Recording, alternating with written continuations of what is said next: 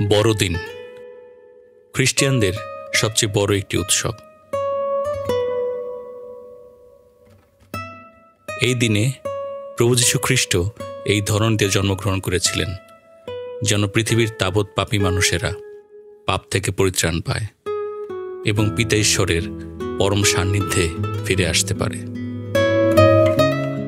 বড়দিন কথাটি শুনলে ছোট বড় সবার মনে আনন্দের ঢেউ বয়ে যায়।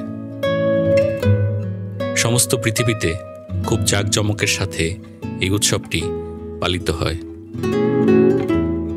এক এক দেশে এক এক রকমভাবে এই দিনটি পালন করা হয়। বাংলাদেশও তার ব্যতিক্রম নয়।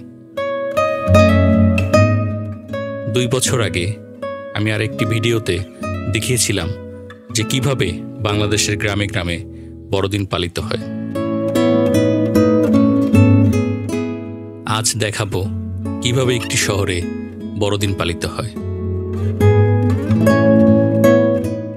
সেই উদ্দেশ্যে আমি বেছে নিয়েছি আমার জেলা ব্রাহ্মণবাড়িয়াকে।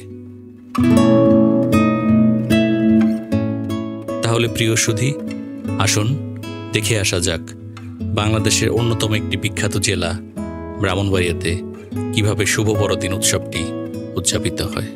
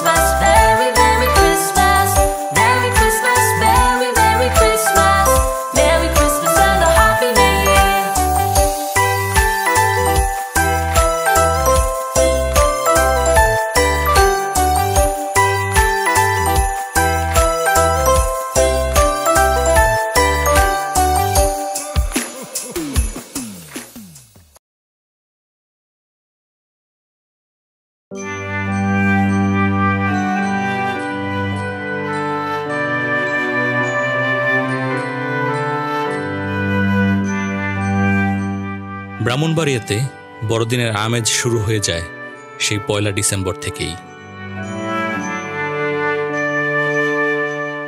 এই এলাকার একটি ঐতিহ্য হল 1 ডিসেম্বর বড়দিনের আগমনী ঘোষণা, আর সেটি শুরু হয় কীর্তনের মাধ্যমে। সন্ধ্যার দিকে ঢোলের আওয়াজে খ্রিস্ট ধর্মাবলম্বী মানুষদের রক্তের মধ্যে কিরকম যেন একটি ডাক চলে আসে। দলে দলে মানুষ যেতে থাকে গির্জাঘরের দিকে।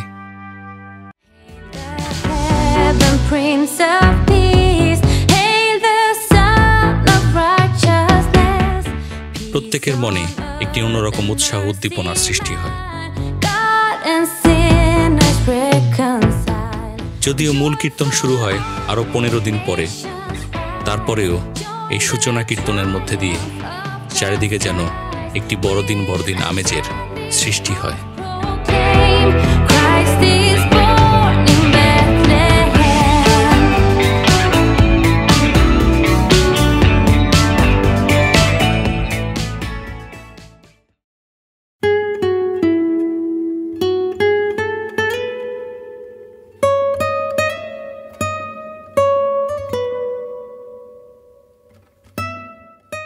ডিসেম্বর মাসের মাঝামাঝি সময়ে ব্রাহ্মণবাড়িয়া ব্যাপটিস্ট চার্চে একটি বিশেষ অনুষ্ঠান হয়ে থাকে। আর কোনো চার্চে এই ধরনের কোনো অনুষ্ঠান হয় কিনা তা আমার জানা নেই। এই বিশেষ অনুষ্ঠানটির নাম হলো মাটির ঘট বা ব্যাঙ ভাঙ্গা। আমাদের চার্চ থেকে বছরের শুরুতেই প্রত্যেকটি পরিবারে একটি করে মাটির ব্যাঙ দিয়ে দেওয়া হয়, যেন ছোট ছোট ছেলেমেয়েরা তাদের টিফিন বা হাত খরচের টাকা এই ব্যাংকগুলোতে জমিয়ে রাখতে শিখে। বছর শেষে তারা এই মাটির ঘটগুলো মণ্ডলীতে নিয়ে আসে। তখন আনুষ্ঠানিকভাবে সেগুলিকে মণ্ডলীতে গ্রহণ করা হয়।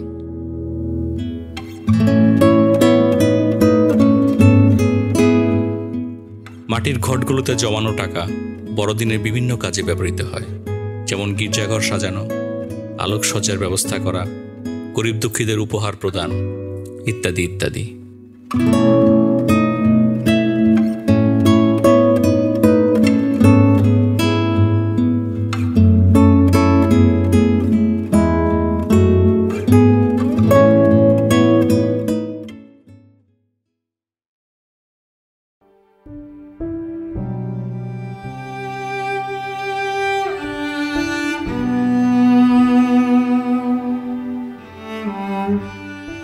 এই একই দিনে বা এর 2-1 দিন পরে চার্চ থেকে আরেকটি বিশেষ উদ্যোগ গ্রহণ করা হয়, আর সেটি হলো কবরস্থান সাজানো। এই উদ্যোগটি কম বেশি বাংলাদেশের সবগুলো মণ্ডলীতে হয়ে থাকে।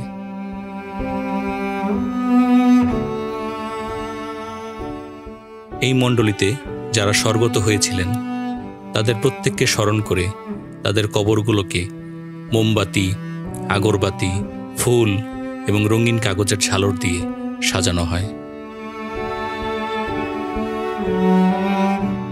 চার্চের ছোট বড় সবাই এতে অংশগ্রহণ করেন।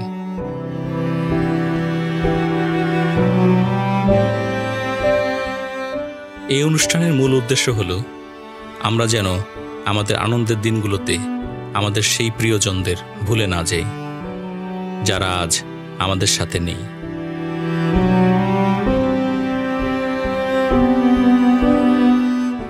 হয়তো তারা দূর থেকে আমাদের দেখেন, আমাদের আনন্দে আনন্দিত হন এবং আমাদেরকে অনেক অনেক আশীর্বাদ করে যান।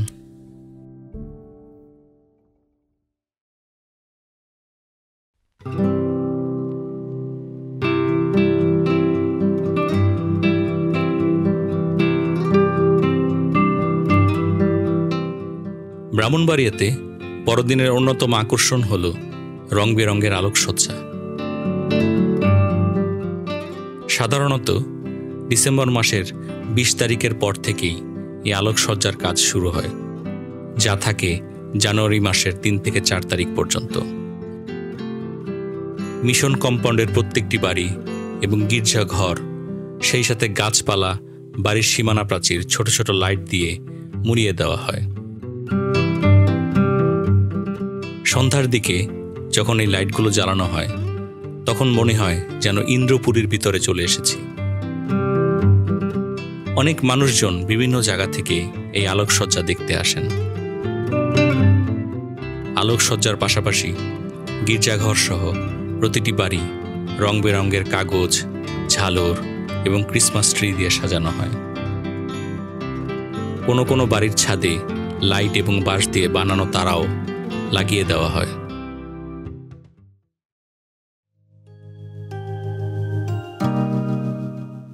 বাসাবাড়িতে বড়দিনের গান বাজতে থাকে।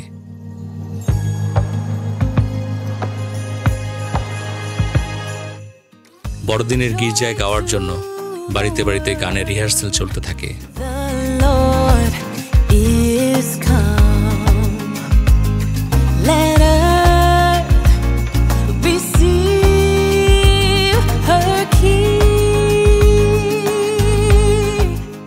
সবার মধ্যে একটা অন্যরকম আনন্দ কাজ করতে থাকে। ঘরে ঘরে মা মাসিরা সন্ধ্যা থেকে পিঠা বানাতে শুরু করেন, যা চলে অনেক রাত পর্যন্ত।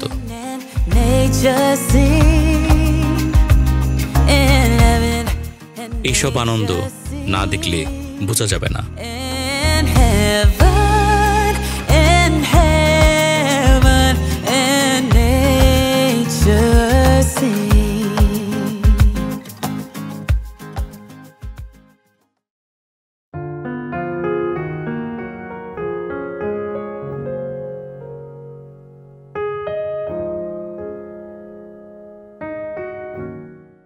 প্রতি বছর বড়দিনের মূল আনন্দ শুরু হয় 23শে ডিসেম্বর থেকে।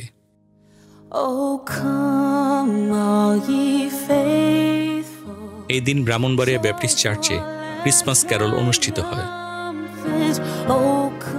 প্রথমে সন্ধ্যার দিকে সবাই মিলে একসাথে কীর্তন গান করেন। এই সময় মিশন কম্পাউন্ডের পুকুরে কলা গাছের খোলে ছোট ছোট মোমবাতি জ্বালিয়ে পুকুরে ভাসিয়ে দেওয়া হয়।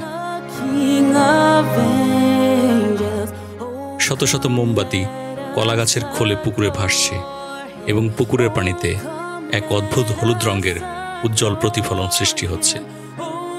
সে এক দেখার মতো বিষয় হয়।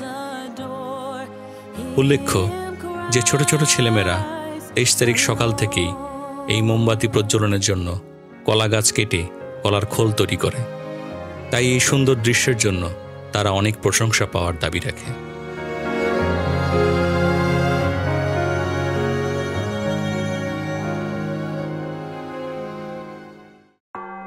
মোমবাতি প্রজ্বলন এবং কীর্তনের পরে সবাই এসে জড়ো হন গির্জাঘরে।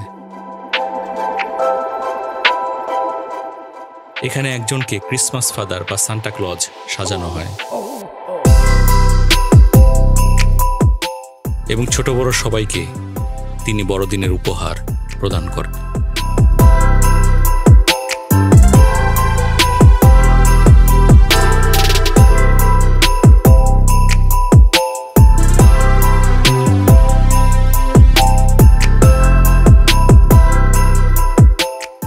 এই সময় তিনি অনেক অনেক মজা করেন এবং সবাই সেগুলো উপভোগ করেন।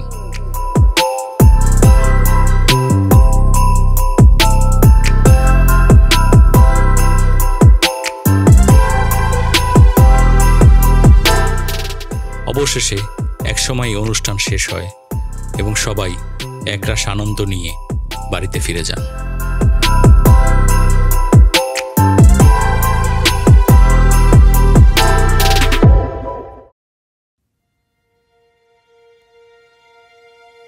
Angels we have heard on high, sweetly singing. 24শে ডিসেম্বর সারাদিন কাটে বড়দিনের প্রস্তুতিতে। কেউ কেউ ব্যস্ত হয়ে যান বড়দিনের প্রীতিভোজের আয়োজনে। কেউ কেউ বড়দিনের নতুন পোশাকের জন্য মার্কেটে মার্কেটে ঘুরে বেড়ান। কেউ কেউ গির্জাঘর সাজানোর কাজ শেষ করেন। ছেলেমেয়েরা অকারণ খুশিতে এদিক ওদিক ছোটাছুটি করতে থাকে। এই দিন সন্ধ্যা থেকেই বাড়িতে বাড়িতে পিঠা বানানোর ধুম পড়ে যায়। বাড়িতে বাড়িতে বড় বড় স্পিকারে ক্রিসমাস ক্যারল বাজতে থাকে।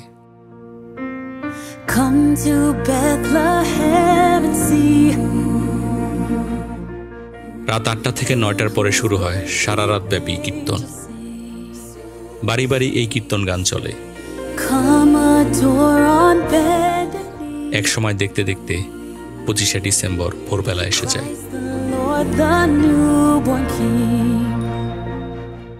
সকাল থেকেই মানুষজন নতুন পোশাক আশাক পরে গির্জাঘরে জমায়েত হতে থাকে।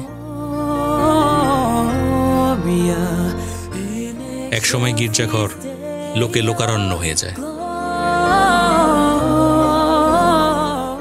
নানান রকম অনুষ্ঠানের মধ্যে দিয়ে এই বড়দিনের গির্জাটি পরিচালিত হয়।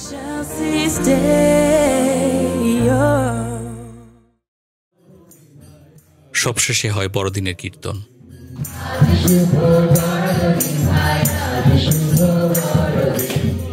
আজ শুভ বড়দিন ভাই, আজ শুভ বড়দিন। এই কীর্তন গানের সঙ্গে সবাই নেচে গিয়ে বড়দিনের আনন্দ চারিদিকে ছড়িয়ে দেন। তৈরি হয় এক অপূর্ব সম্প্রীতি। সবাই ভেদাভেদ ভুলে গিয়ে পরস্পরের সাথে বড়দিনের আনন্দ ভাগাভাগি করে নেন। আর পিতা ঈশ্বর এটাই চান আমাদের কাছ থেকে। তার একজাত পুত্রকে পৃথিবীতে পাঠানোর উদ্দেশ্য ছিল মানুষ যেন পাপ পঙ্কিলতা থেকে মুক্ত হয়ে ঈশ্বরের পরম সান্নিধ্যে ফিরে আসে এবং সবাই যেন সবাইকে ভালোবাসে।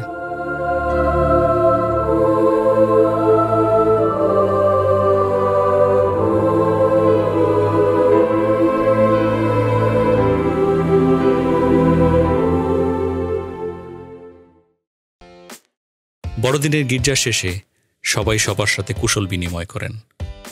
একসময় সবাই ব্যস্ত হয়ে পড়েন ফটো সেশনে।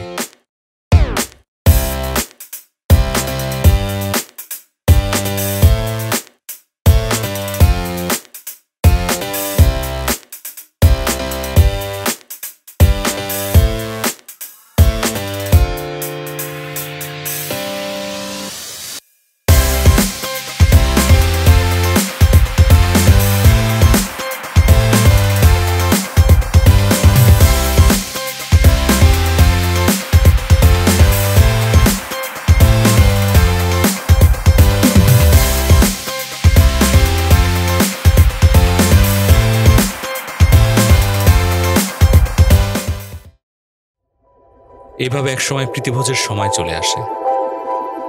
সবাই থালা গ্লাস হাতে ছুটতে থাকেন স্কুল ঘরের দিকে।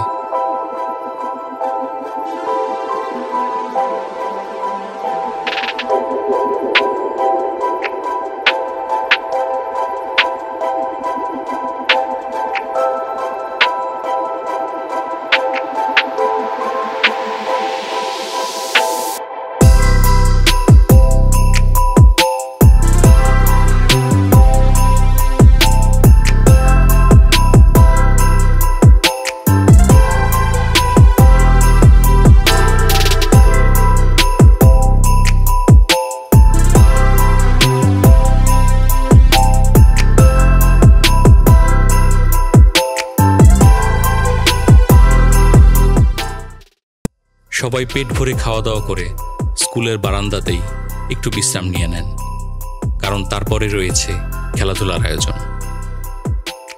বিকাল ৩টা থেকে খেলাধুলা শুরু হয়। ছোট বড় সবার জন্যই মজার মজার খেলার আয়োজন থাকে। সেই সাথে যারা প্রথম, দ্বিতীয় বা তৃতীয় হন তাদের জন্যও থাকে আকর্ষণীয় পুরস্কার। আর এভাবেই আনন্দের মধ্যে দিয়ে শেষ হয় 25শে ডিসেম্বর বড়দিন।